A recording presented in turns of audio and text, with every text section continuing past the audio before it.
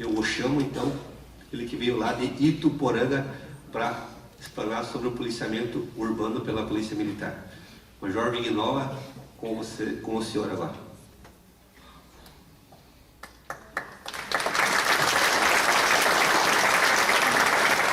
Pessoal, bom dia a todos. Né? Primeiramente, gostaria de fazer um agradecimento especial ao nosso presidente CETRAN, o Antunes, pelo convite. Né? Então, há um mês atrás, o Antunes fez contato comigo e pediu para a gente, né, se havia essa possibilidade de a gente estar aqui hoje conversando, passando um pouco da experiência que a gente também tem na área da fiscalização. Eu aceitei de pronto, né, porque é um assunto que é apaixonante.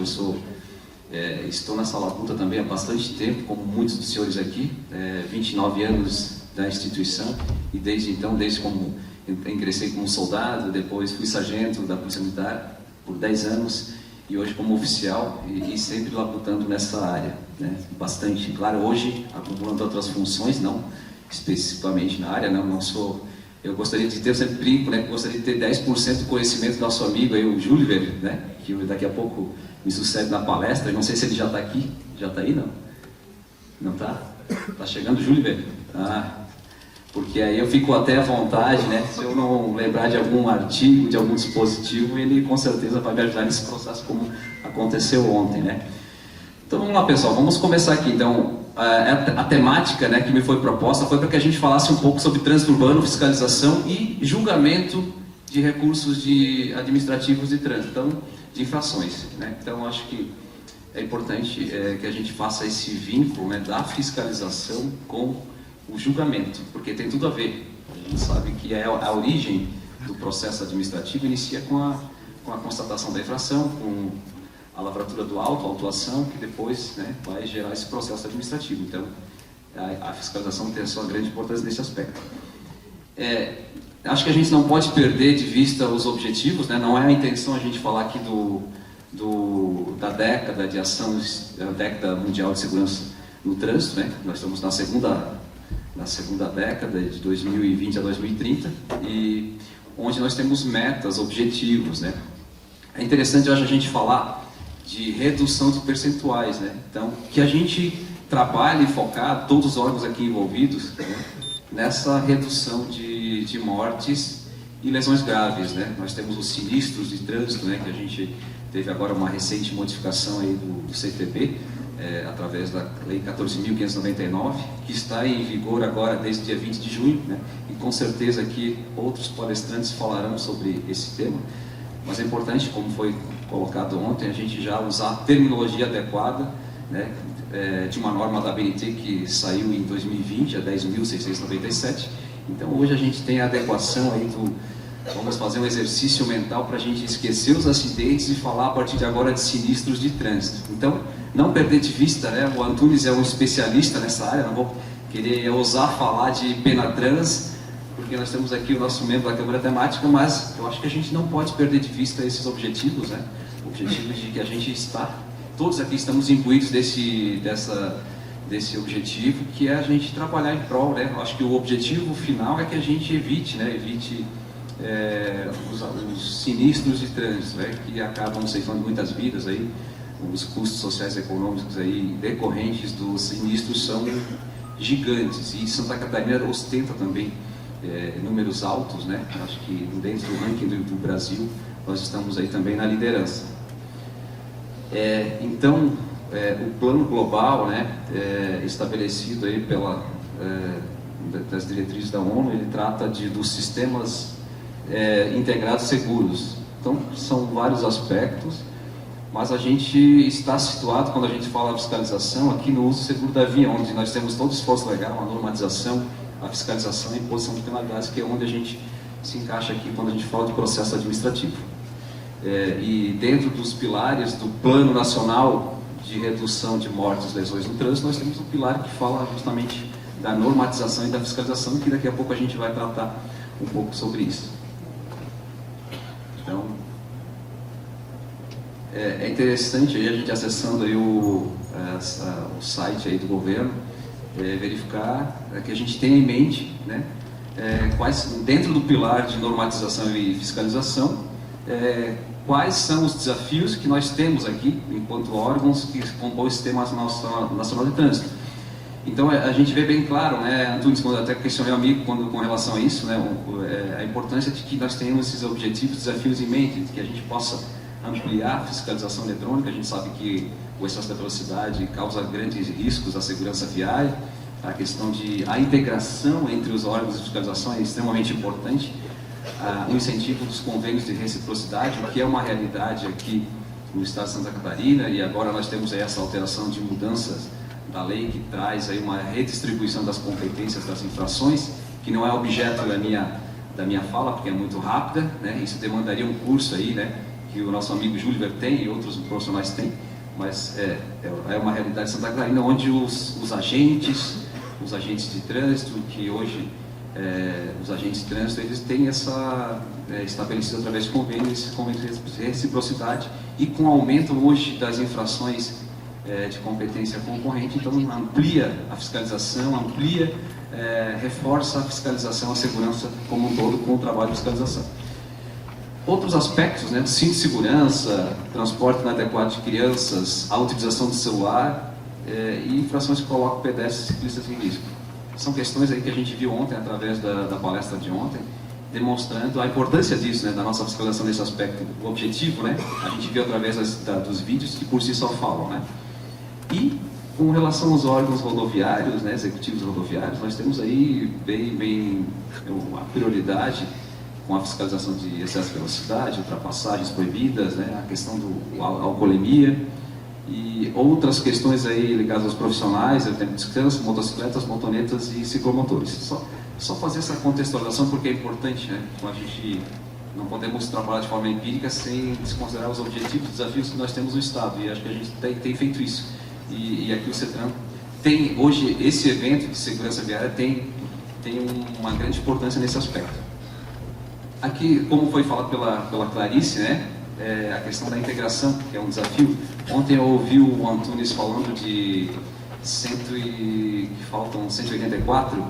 Na verdade, esses dados, a gente fez a questão de fazer um gráfico para mostrar a evolução da integração dos municípios ao Sistema Nacional de Trânsito, ou a municipalização que se fala, que hoje está lá prevista na Resolução 811, e a gente vê ali um processo gradativo, mas que nós temos esse desafio ainda, de que a gente consiga estruturar melhor os municípios, porque muitas vezes a gente tem um órgão, um município que ainda não está integrado, e por consequência ele não exerce de forma plena as competências que estão previstas ali nas suas competências, né? Então a estruturação, ela faz toda a diferença, né? Porque a gente consegue trabalhar de forma mais técnica, mais profissional. Então esses são os desafios, né, que nós temos aí pela frente, e o CETRAN e o DETRAN estão trabalhando muito forte nisso, né? A gente percebe agora com essa nova gestão.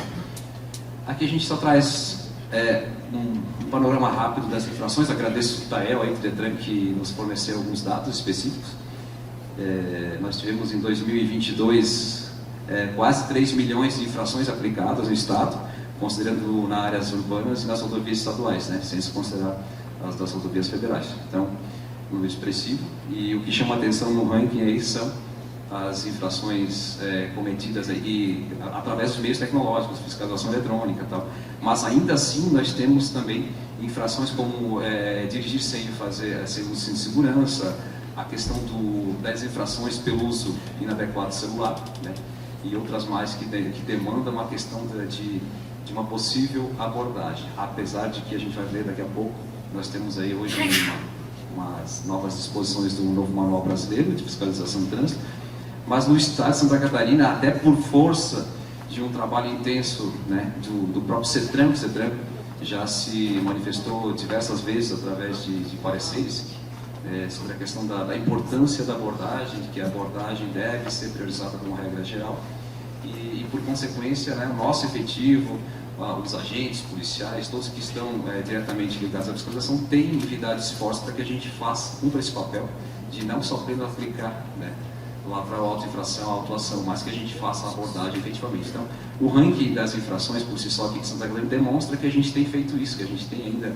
dado prioridade às abordagens, né? Isso é um aspecto positivo e que vem justamente dos esforços, né, do CETRAN, de todos que está à frente, nesse processo para que a gente trabalhe dessa forma. Acho que Santa Catarina permite isso ainda. Se a gente fala de uma realidade de São Paulo, que a gente sabe que 90%, pelo que o Júlio já falou para nós, não há abordagem, né? Enfim, então tem um grande número de... isso também tem impacto direto na segurança viária.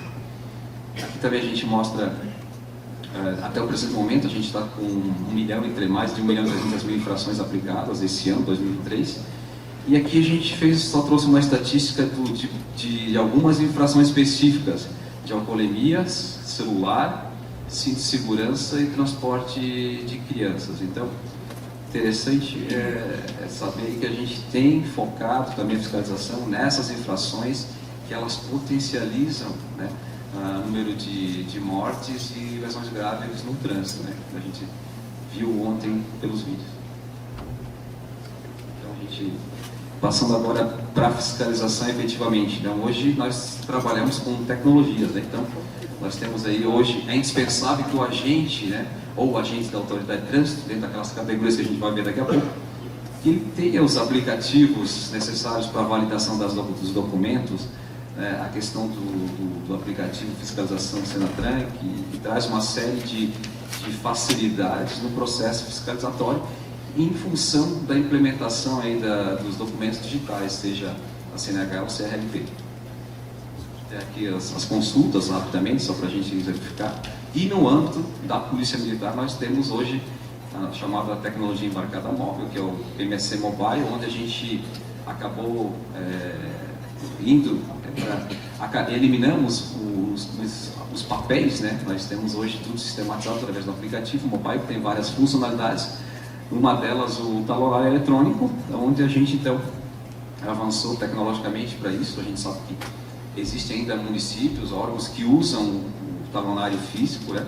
Mas existe aí todo esse processo de transição que traz muito ganho, muita qualidade na fiscalização, porque a gente eliminou uma série de erros nas formalidades, no preenchimento dos requisitos de validade do auto de infração por conta disso. Então, é importante frisar isso, a importância das tecnologias do talonário eletrônico.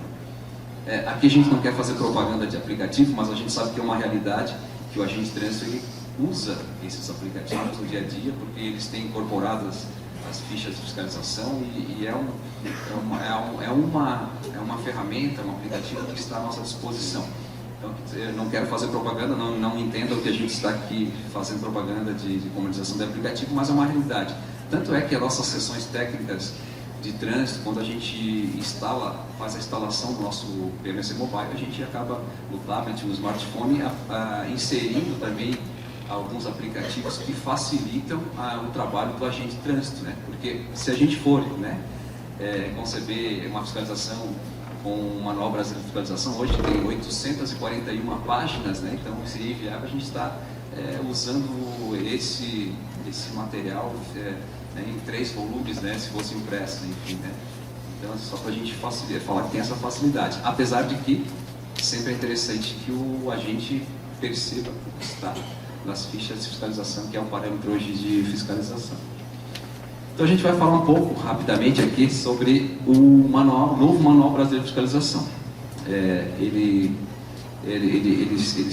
foi editado, agora foi publicado, está em vigência desde o dia 2 de janeiro de 2023. Então, é importante esse manual vem dentro do cumprimento dos objetivos aí do próprio CONTRAN, dentro dos objetivos básicos aí do Sistema Nacional de Trânsito e das próprias competências do CONTRAN. Houve a necessidade, então, de a gente criar um novo manual, né? Então, o Júlio está aqui, acho que pode falar com toda a propriedade, porque a gente vai falar aqui hoje sobre algumas questões pontuais da parte geral desse manual, que são importantes para a nossa fiscalização e que, por consequência, são importantes aí para o processo administrativo.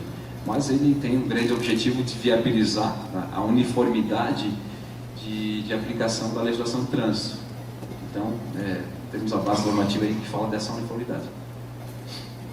O que é importante a gente frisar do manual?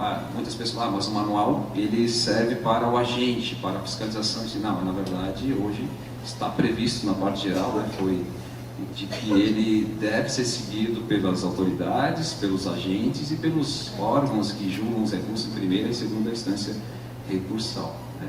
Então é isso que é importante, porque até então, né, a gente sabe que no direito, na legislação, há uma série de interpretações dentro dos próprios órgãos. Muitas vezes nós tínhamos divergências de entendimento, mas eu aplico dessa forma, eu aplico de outra forma. Na verdade, esse manual trouxe um grande avanço para a fiscalização, porque hoje o que está ali nessas fichas de fiscalização representa a posição oficial da Senatran e do próprio CONTRAN. Então, ainda que eu discorde desse posicionamento, ele tem um efeito vinculante, está expresso lá no manual, né? Então, se tem efeito vinculante, isso quer dizer que eu preciso seguir, né? Apesar de que eu discordo, é claro que a legislação é dinâmica e pode haver erros, pode haver incongruências que podem ser corrigidas até pela Câmara Temática, pelo próprio CONTRAN, mas até então eu acho que é importante esse aspecto, de que a gente tenha atenção, né? Que a gente aplique, né? Aplique aí efetivamente o novo manual, e isso para, como a gente falou, para os agentes que estão na fiscalização, para nós, eu também como membro da Jaria Estadual, que também julgo, né, os recursos de primeira instância, a gente é um parâmetro hoje de julgamento, porque quando a gente vai verificar se o aspecto formal, né, de auto-infração, a gente não pode deixar de verificar as fichas de fiscalização que estão ali e os próprios procedimentos gerais, conceitos, definições que estão ali na parte geral, né? Só para dar acho que todos aqui têm esse acesso, acho que é legal a gente nivelar. A gente viu ontem que tinha agentes de trânsito que estão em processo de formação na CADEPOL, né? Então vão ter esse assunto ainda, mas hoje acho que não vi o pessoal ainda tendo. Mas é importante que a gente tenha em mente, né, a importância do novo manual, que está estruturado hoje na parte geral e a segunda parte, que são as fichas de fiscalização. Nós tínhamos ele em 2 volumes pela resolução 371, depois teve a alteração da 497, depois a 561. Não vou entrar nessas questões porque não é interessante. O interessante é que a gente saiba que nesse momento nós temos ele, né, através da resolução 985, e ele é importante para nós, no processo administrativo. Alguns aspectos. Então, como foi falado pela Clarice, né, então nesse atuar na fiscalização, é importante que a gente tenha essa competência, que a gente esteja credenciado. Daqui a pouco a gente vai falar um pouco sobre isso, vai retomar. E aí é expresso dizer que nós temos que estar uniformizados no exercício regular das funções e com veículos caracterizados.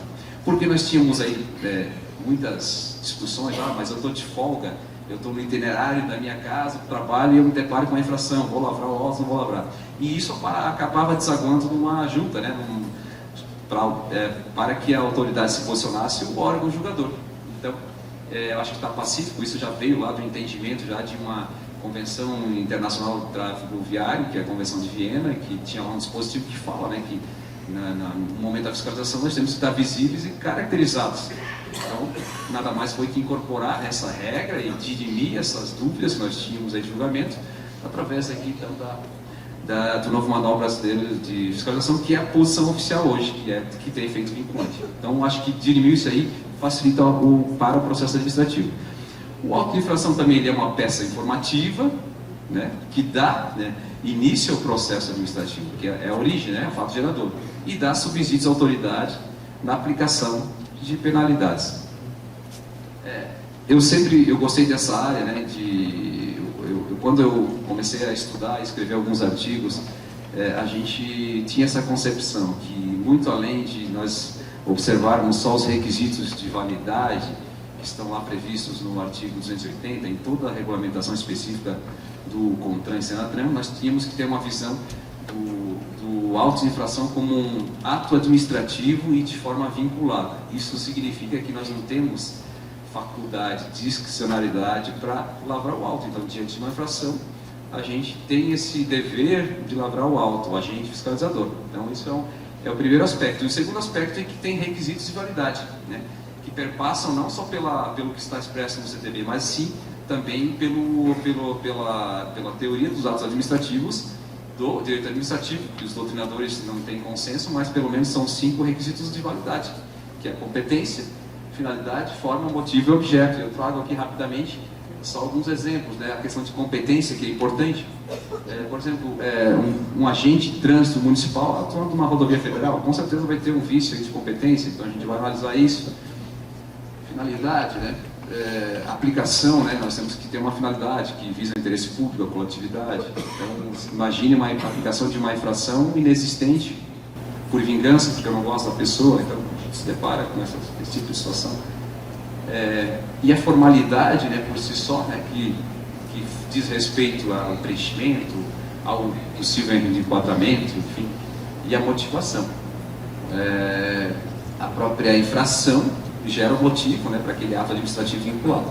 E, por fim, o conteúdo objeto, né, por exemplo, priorizar infrações sem abordagens escondidas, então não cumpre os objetivos. Então tem essas questões que não vou me debruçar aqui muito com relação a isso, mas dizer que como é um ato administrativo vinculado e que também passa, né, não existe, a gente não pode conceber ele dentro da esfera administrativa como algo que a gente se botou ali as esferas recursais e faz coisa julgada. Não, ele pode ser passível de um controle jurisdicional por parte do Poder Judiciário, né? Então nós também temos que ter essa percepção de que nós estamos diante de um processo, nós estamos diante de um ato administrativo e que é passível, sim, de controle por parte do Poder Judiciário. Então não faz coisa julgada, né? Não tem trânsito de julgar no âmbito administrativo, porque a gente vai ver à frente tem princípios, né, de aplicação. Então a gente veja uma complexidade, né, do ato que começa lá da fiscalização, que perpassa pelo processo, que perpassa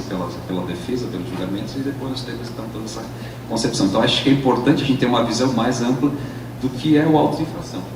E aqui, dentro do contexto aqui do manual, temos aí hoje as categorias de agentes, né? Então ficou bem especificado aqui, nós temos os agentes de carreira, dos órgãos executivos de trânsito ou rodoviários, os policiais rodoviários federais, pela sua competência do CTP, os policiais militares, né, da ativa, né, aqui, que está previsto aqui, que atuam mediante convênio, que eles executam a fiscalização de trânsito, quando e conforme o convênio de trânsito, com a autoridade de trânsito ou rodoviários, de forma concomitante com os demais agentes, né. Então, competência nossa prevista no artigo 23. E as guardas municipais, que também tem uma competência estabelecida pela Lei 13.022, que institui o Estatuto das Guardas Municipais, no artigo 5º, inciso 6º, e que agora foi objeto, né, estava tramitando uma ação direta de inconstitucionalidade, que acabou sendo julgada agora recentemente, né, e aí teve aí o STF entendeu que é constitucional a atuação das guardas, então acho que das guardas municipais, então temos acho que um julgamento agora que se encerrou no dia 30 de julho, que da DI 5780, que tratou desse assunto, então, porque existe a base legal, está reconhecido a posição oficial aqui do CONTRAN Senatran com relação à guarda, e agora, né, se mantém esse entendimento. E os agentes dos órgãos policiais da Câmara dos Deputados do Senado. Existe aqui uma discussão entre essa questão de terminologia, agente, o agente da autoridade, o agente de trânsito de carreira, que deve estar credenciado, que não pode ser só por mera designação de portaria, né? Por exemplo, um agente, um servidor que não foi concursado, que não passou por um concurso público com aquela finalidade específica, né? Isso eu acho que até o próprio Júlio sempre fala nas falas dele, de que isso foi incorporado lá na Resolução 811, lá quando fala da integração do Sistema Nacional de Trânsito, né, que não basta, né, que a mera designação por portaria que o credencia, mas sim que ele efetivamente tenha prestado concurso público para aquela finalidade, né, para que não haja esse desvio de finalidade e a quebra dessa regra de concurso público. Então, só uns parênteses aí com relação à questão de competência. A questão aqui também do alargamento aqui, da extensão do conceito de flagrante das infrações. Então, a gente sabe que a regra geral ainda que o Código impõe é que ocorrendo a infração de trânsito que haja que seja em flagrante, que seja mediante abordagem, mas as infrações deixam bem claro que elas podem ser flagradas, né, pode ser presenciais ou não presenciais, não em flagrante e com ou sem abordagem. Então tem isso bem claro no CTP. E com relação à não abordagem, a necessidade de justificativa, nós tínhamos pareceres do CETRAN, né? Como a gente está aqui no âmbito de Santa Catarina, o CETRAN de Santa Catarina tinha posicionamentos que veio desde 2005 e alguns mais atuais, que agora foram superados pelo Manual Brasileiro de Fiscalização. Acho que isso é bem interessante, porque nós tínhamos como parâmetro de julgamento, em primeira instância recursal perante a JAIS e a própria autoridade, esse aspecto, que na falta de abordagem nós deveríamos ter uma justificativa razoável e que demonstrasse que o agente de trânsito evitou todos os esforços para que justificasse por que não foi abordagem, porque tem a regra que a abordagem é a regra e a não abordagem é a exceção. Aí, então, dentro desse aspecto, nós temos aí o manual trazendo os 3 casos em que se permite infrações sem abordagem, e nesse caso, eu até grifei em vermelho aqui, significa que a infração pode ser constatada sem abordagem do condutor, sendo necessária a justificativa do AIT quanto ao motivo de não ter sido abordado. Então, por conta disso, nós tivemos aí uma mudança, né, de interpretação, né, por parte do CONTRAN, que acabou, se vocês acessarem lá o site do próprio CETRAN, vocês vão ver que tem existe essa informação dentro dos pareceres, que houve a superação desses pareceres por parte do novo Manual Brasileiro de Fiscalização. E nós temos lá, cada ficha de fiscalização vai ter essas informações, mediante abordagem, então aquelas infrações que há necessidade de que haja a constatação através da abordagem, e vide procedimentos, que há situações em que a gente precisa ou não de abordagem. Mas por isso é importante que o agente que está na fiscalização, ele olhe, que ele observe a ficha de fiscalização. Então tem essa mudança que é relevante. E por fim, então, está lá no manual que o conceito, o alargamento do conceito de flagrante para as infrações, que é quem está cometendo a infração ou acaba de cometê-la, com ou sem abordagem, é o que a gente falou.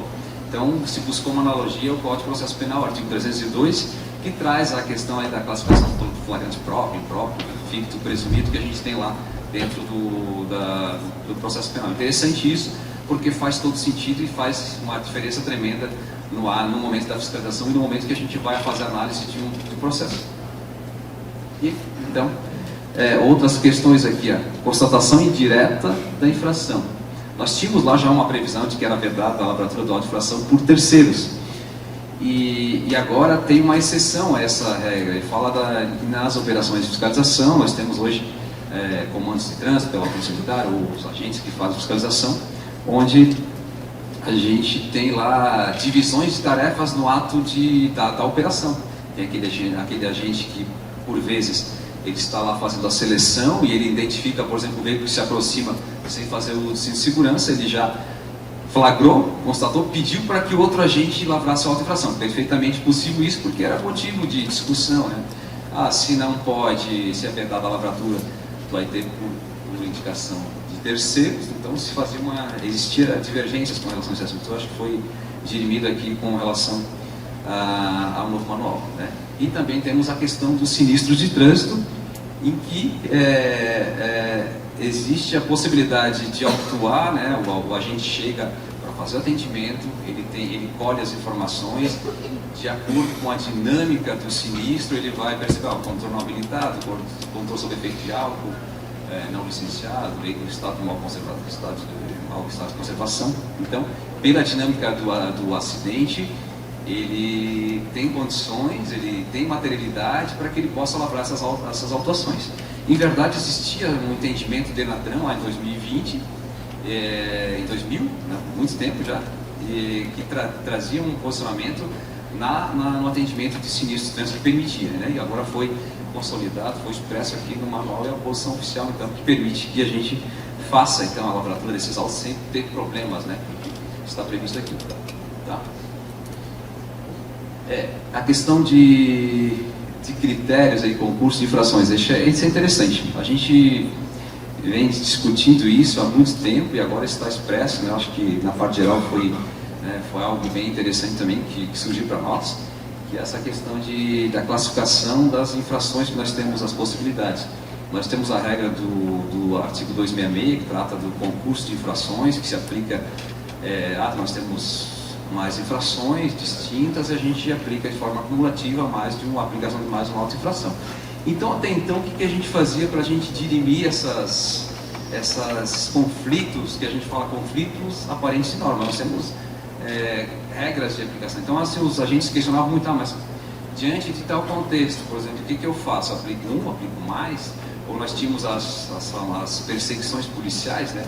Eu tenho um caso que eu cito sempre quando era membro de engenharia, muito tempo atrás, que a gente se deparou com um caso que nós tínhamos 20 autuações por um fato, né? E aí a gente se debruçou, teve que fazer o julgamento dessas 20 autuações por um fato de uma perseguição policial. E aí a gente não tinha esses critérios, nós tínhamos o critério do 266, que trata do concurso de infrações, que é aplicações cumulativas, né?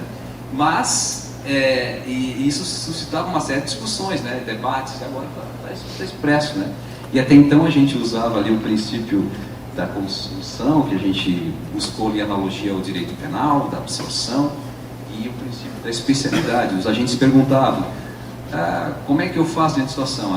Daí a gente queria usar essas regras. E agora, então, eu trago um quadro esquemático aqui do que está presente no novo Manual Brasileiro de Fiscalização, que faz uma classificação de infrações simultâneas, que se classificam em concorrentes concomitantes, infrações continuadas e infrações sucessivas. E isso está expresso em muitas fichas de fiscalização, já demonstrando de que se trazem casos de quando dos procedimentos, ali eu dou exemplo, por exemplo, se vocês observarem a ficha de fiscalização do artigo 167, lá, dos dirigir contra veículos sem segurança, vocês vão lá que tem, inclusive, lá, entre parênteses, se é uma infração concomitante, concorrente, de acordo com a conduta praticada. Então é interessante, né? Por exemplo, dentro da classificação das infrações simultâneas, nós temos aí as concorrentes que uma infração necessariamente implica no cometimento da outra. Então, por exemplo, se nós temos aí que, por exemplo, um veículo que transita não está registrado. Quantos minutos? 10 minutos? Então vamos lá. Então, assim, um veículo que não está registrado e está sem placa, obviamente que a gente vai lavrar apenas uma infração, né? Então permanece a infração 235, né? Porque uma necessariamente implica no cometimento de outra. Já as concomitantes, aí nós temos, são infrações de dependência. Por exemplo, se eu estou dirigindo, você fazendo segurança, né? E também manuseando, ou fazendo uso do telefone celular, são infrações distintas, se aplicam auto-infração para cada uma. Então, a parte geral traz alguns exemplos, mas não são, eles não são, são meros exemplos, mas não esgotam as possibilidades que a gente tem das inúmeras infrações que a gente tem. Infrações continuadas, né? Então, em que nós temos infrações de uma única conduta de forma ininterrupta, inalterada, e que se prolonga aí de forma durante o percurso. Por exemplo, eu estou estou na área central e passa um veículo, por exemplo, um motociclista sem uso de capacete, ele transita por várias vias, aí, e em algum momento da fiscalização acaba abordando ele lá para a auto-infração. Então a gente aplica um único auto, né? Um único auto de infração. Por exemplo, do cinto de segurança, de dirigir sem capacete, infrações de estacionamentos irregulares onde não houve a remoção, então a gente aplica um auto. E se eventualmente chegar mais de uma infração lá perante o nosso órgão de julgamento, né, perante a JAI e pela autoridade, a gente sabe, então temos que ter conhecimento dessa regra para a gente entender que houve a aplicação de apenas, nesse caso se aplica apenas um único auto. Se teve mais de um auto, por óbvio que os demais serão cancelados, anulados. E também as infrações excessivas, que é aquele exemplo que eu falei, peguei um caso de 20 autuações em que a gente teve uma perseguição policial, e aí ela só parou quando o policial disparou o pneu, né? Aquela velha máxima teve a perseguição, não parou, cometeu uma série de infrações sucessivas ao longo do percurso, e aí parou quando os policiais acabaram disparando. Aí é outra questão, né? Mas enfim, então tem essa classificação que é interessante. Aqui a gente fala também de questões importantes que está no manual, né, das infrações concomitantes. Se, por exemplo, eu tenho infrações que a gente tem uma classificação de estáticas dinâmicas, né? As estáticas, né? E as dinâmicas de movimento, quando nós temos os verbos conduzir, transitar, circular, dirigir, que são infrações classificadas como dinâmicas, né? É incompatível a gente lavrar uma auto-infração de um veículo que a gente flagra estacionado regularmente, faz a consulta no sistema e ele está com débito de licenciamento. Eu não posso aplicar porque não satisfez o requisito do flagrante, de estar em movimento. Então a gente tem que ter essa percepção também, né? Porque a gente já se deparou com os recursos com situações dessa natureza. Aqui também é exemplo também de várias condutas que estão previstas na mesma infração, que é o exemplo clássico dos equipamentos obrigatórios, onde a gente acaba tendo que a gente aplicar só um e lista isso no campo de observações. Sobre o preenchimento da auto-infração, não vou me alongar, eu só queria ressaltar aqui de que o preenchimento do campo de observações ele é extremamente importante ainda, ele é importante e ele é importante no processo administrativo. E a gente analisa isso quando a gente está diante de um julgamento, né? Seja a autoridade de trânsito, seja o órgão de primeira e segunda instância. Então, quando a gente vai verificar a formalidade do auto, a gente se depara com isso. Então, acho que hoje o manual ele traz exemplos e ele traz, muitas vezes ele demonstra a necessidade, a obrigatoriedade, outros ele traz de forma exemplificativa, mas eu daria como uma dica, né, de experiências, né, de julgamento na fiscalização, que a gente explore bastante que a gente faça isso. Então, é importante que a gente tenha essa concepção. Aqui exemplos, eu vou passar rápido. Agora eu quero entrar rapidamente no julgamento. Trazer aqui que a gente não pode trabalhar com julgamentos, a gente sem desconsiderar os princípios, né, os princípios que regem o processo administrativo. Desde o âmbito constitucional, onde nós temos o princípio da jurisdição única, que é o que eu acabei de falando, que a lei não excluirá da apreciação do Poder Judiciário a lesão ameaça ao direito. Então, a gente precisa, efetivamente, então quer dizer que também o ato administrativo vinculado, que deu origem a um processo de imposição de penalidade, seja de suspensão, de cassação, que ele precisa estar regido por esses princípios. Ele não tem trânsito julgado, ele é passivo sim de revisão do Poder Judiciário. E quem emite decisão, a autoridade de trânsito, sabe que é suscetível muitas vezes a um mandado de segurança, ações de nulidade do ato administrativo, que às vezes a pessoa nem aguarda o esgotamento, às vezes recursados, ela já ingressa. E às vezes tem decisões judiciárias que anulam parcialmente, que pedem para que a autoridade retome ali, por exemplo, aí o processo a partir do momento da notificação, porque houve uma irregularidade que não foi seguido ao rito, né, o rito processual estabelecido. Então, princípio do processo legal, acho que são princípios importantes. O princípio do contraditório da ampla defesa, então isso é um embate, né, que nós temos, né, então a gente tem que ter esse cuidado e a gente faz isso. A gente sabe que outras palestras vão complementar isso, não quero entrar. Eu só queria chamar a atenção do princípio da fundamentação das decisões, em que a gente tem que ter essa preocupação. Nós, como órgão, eu como parte da JARI, que julgo recurso de primeira instância, nós temos muitas alegações de que a autoridade de trânsito não fundamentou de forma adequada a sua decisão, né? E a gente sabe que tem decisões do Poder Judiciário, né, porque aí eles buscam lá o artigo 50 da lei processo administrativo federal e buscam, tem toda essa questão, a própria Constituição Federal, no artigo 93, inciso 10, ela traz a fundamentação das decisões. Então a gente é concebível, sim, aplica-se no processo administrativo. Sem contar os princípios básicos da administração, que está lá no 37, né? O princípio da razoabilidade e da proporcionalidade. Só chamar a atenção aqui que a autoridade de trânsito, né, ela faz uso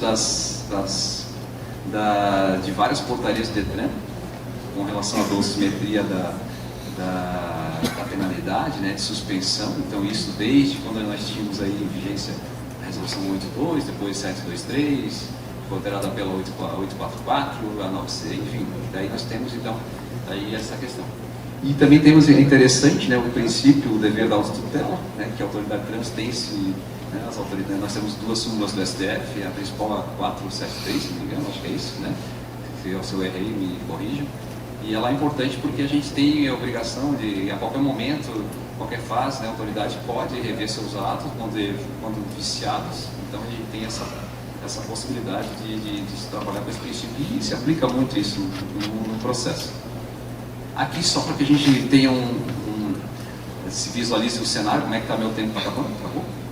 5 minutos? Então tá, vamos fechar. A tarefa do julgador, ela não é uma tarefa tão simples quanto se imagina, como foi falado antes, não é para amadores. Existe esse conhecimento técnico jurídico, né? Apesar de que nós temos muitos julgadores que não têm a formação da área de direito, mas nós temos uma legislação extremamente extensa, dinâmica, complexa, e aí nós temos toda uma base normativa que eu fiz aqui só um quadro geral para que a gente reflita, é a questão, que a gente saia daqui refletindo. Não tenho condições aqui de aprofundar assuntos, só queria dar um quadro geral.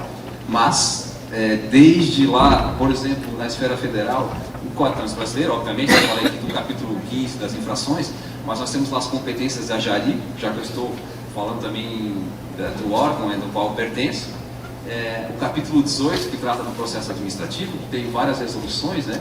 Resoluções importantes hoje, a 723, alterada pela 844, a resolução 900, que trata ali dos procedimentos ali da imposição das penalidades, a 900, da tramitação dos processos, a 918, e a 985, que é o nosso Manual Brasileiro de Fiscalização, que só essa tem 841 páginas, né? Então, isso, na verdade, nem vou entrar no processo, o processo está passando por uma revisão e consolidação, que vai englobar mais 13 resoluções, se não me engano, e que é um trabalho ali da Câmara Temática de Esforço Legal, ao qual pertence como suplente. A gente não participou desse processo, mas a gente acompanhou o final, né? O final desse processo. O Júlio fala com propriedade quando falar, provavelmente vai falar alguma coisa, e a gente sabe que nós vamos ter uma resolução robusta, né, com mais de 120 artigos, aí, que vai tratar e vai consolidar todas as resoluções que são diretamente ligadas ao processo administrativo ou que tem relação direta.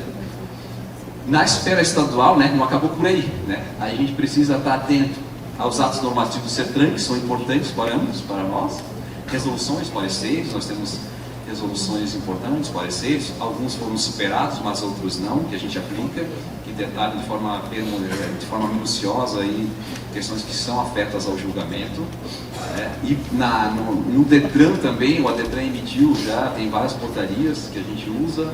Aí quem é a Giovana está aí, né, nosso pessoal de Rio do Sul, aí, nós temos o pessoal da JARI de Rio do Sul, né, essas portarias aqui que foram sendo elaboradas de acordo com as mudanças, né? Nós tínhamos uma que aplicava ali a aplicação antiga, por conta da resolução 82, depois 723, aí houve a necessidade de outros parâmetros, né? Então essas portarias ainda são utilizadas, né, dentro ali do processo. E para nós que estamos aí no julgamento de primeira, segunda instância e recursal, muitas vezes a gente é obrigado a fazer uma análise da decisão da autoridade de trânsito, para ver se ela foi proporcional, se ela foi razoável, se ela atendeu esses critérios objetivos, muitas vezes que foram estabelecidos pelo DETRAN. Então a gente tem esses regramentos que a gente leva em consideração. Claro, também não desconsiderar o regimento interno da JARI, que a gente tenha plena compreensão do regimento interno, né, que está previsto lá nas resoluções de contrato. Então vejam que é só para a gente refletir, não é um papel de amadores, realmente. Nós temos que ter técnicos, pessoas que estão preparadas para trabalhar nessa área. E aqui eu só queria mostrar para vocês o nosso exemplo de como a gente está estruturado em termos de voto da JARI, estadual. Então a gente tem lá uma estrutura que a gente segue, eu entendo que ela é interessante, eu vou explicar por quê. A gente tem lá os dados iniciais do processo e a emenda. A gente faz o voto, a gente faz ali o julgamento pelo colegiado e a gente traz uma emenda, traz a síntese do recurso, quais foram as teses alegadas e qual foi a decisão. Se foi provido, se não foi provido, se não foi conhecido e assim por diante. Daí nós temos o relatório que traz toda a questão cronológica do processo, desde a instalação da portaria, a gente fala ali da questão processual e também fala depois, trata ali de uma síntese do recurso, né, das teses do recurso, né? E daí depois a gente segue para uma outra etapa, né, que é o voto propriamente. Mas antes de entrar na questão da análise de mérito, a gente faz a análise dos pressupostos de admissibilidade, que a gente verifica a questão da legitimidade, a questão dos requisitos de recurso, dos documentos obrigatórios, para que daí a gente possa, então, se debruçar para a análise efetivamente do recurso, né? E no recurso, então, a gente vai fazer ele devidamente fundamentado. Então, nossa preocupação é bastante grande com essa fundamentação, com a análise das teses, pelo menos das principais teses que estão ali sendo muitas vezes colocadas no recurso, porque a gente tem essa grande preocupação de que a nossa decisão tem que ser fundamentada, para que as alegações são inúmeras de que a decisão não atacou todas as teses, a decisão nossa, da autoridade. Então a gente tem essa preocupação, porque a gente sabe que lá à frente pode ser objeto de controle jurisdicional, o Poder Judiciário pode requerer o nosso ato, o CETRAN pode requerer o nosso ato, entender que não está devidamente. A gente não quer que a nossa decisão seja reformada, e isso é importante porque a gente sabe que lá a consequência disso é a impunidade, porque a gente não vai ter a punição para o agiador. E aí, no final, a gente não conhece, ou dá provimento ou não provimento, certo? A questão dos aspectos formais, que a gente falou bastante, eu queria até passar, porque a gente está finalizando aqui, é o que a gente sabe, vocês sabem o que a gente enfrenta de teses, né? Mas enfim, a questão da decisão administrativa não fundamentada, o ônus da prova, muitas vezes a pessoa pede um monte, isso aí vai ser objeto de fala aqui, irregularidades no processo de ciência da notificação, a falta de adequada instrução do processo, que é um assunto importante, que é objeto até desse seminário. A questão da prescrição, nós temos uma preocupação muito grande com a prescrição, né? A prescrição da pretensão punitiva, intercorrente e o executório, acho que é a nossa preocupação, né? Como foi falado ontem, os primeiros processos prescritos que fomentam a impunidade. Então a gente tem que ter esse cuidado da vazão, ter esse trabalho forte nesse sentido. E aqui só queria finalizar, mostrar um caso que eu atuei também já em Jari Municipal, né? Nós temos aqui a Eliana Dama, temos aqui o pessoal lá de Tuporanga, né, que participou ativamente, o Cid Marcos, que trabalha comigo. E eu queria falar desse caso que mostra a atuação da Jari Municipal frente a um problema que nós tivemos lá em Tuporanga. Nós tivemos aí em dezembro de 2016 lá, nós temos lá equipamentos, sistemas automáticos não meteorológicos, né, que o pessoal fala popularmente de furando, falta de sensores, né, de avanço de sinal nos semáforos, e teve um daqueles pontos alegações da população de que estava com defeitos, com irregularidade. E isso gerou uma repercussão muito grande na mídia, e isso gerou realmente pessoas filmando, fotografando, né, dizendo que havia irregularidades. E eles diziam que estavam sendo autuados no foco do sinal amarelo, né? E na verdade o órgão de trânsito, né, o Demotran, tinha ali todo o sistema, as filmagens de cada infração, demonstrando que havia um temporizador, que existia realmente o avanço do sinal vermelho, né, devidamente filmado, né, com CDs na época, né, Eliana? Isso. Mas aí a gente ainda tinha um número muito volumoso de recursos nesse sentido, né? Então isso tomou uma repercussão muito grande. Então o Thiago está aqui hoje, Thiago está aí, não tá?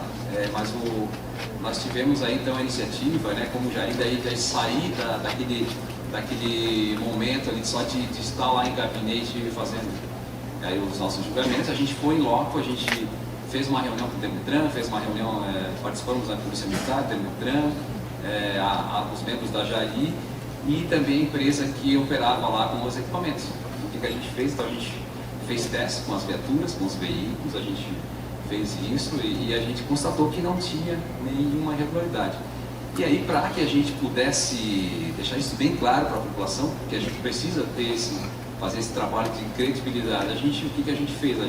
Nós elaboramos um parecer descrevendo o que foi feito, então não haveria nem a necessidade disso, estou dizendo que foi um mecanismo para que a gente desse uma resposta, para que a gente pudesse usar como subsídio nas nossas decisões depois, porque nós tivemos aí mais de mil recursos nesse sentido e a gente deu vazão aí, a essa situação que realmente não se concretizou ali a irregularidade.